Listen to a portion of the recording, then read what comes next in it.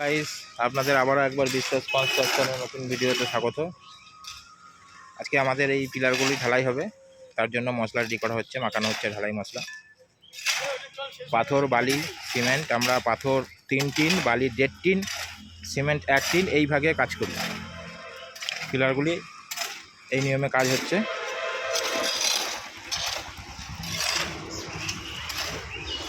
আজকে এই পিলার 4টি ঢালাই হবে, দেখতে পাচ্ছেন আপনারা। একটা,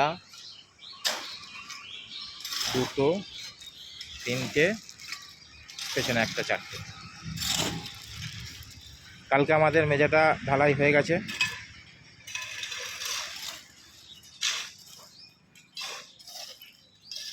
আগামীকাল এই 4টি পিলার ঢালাই করব।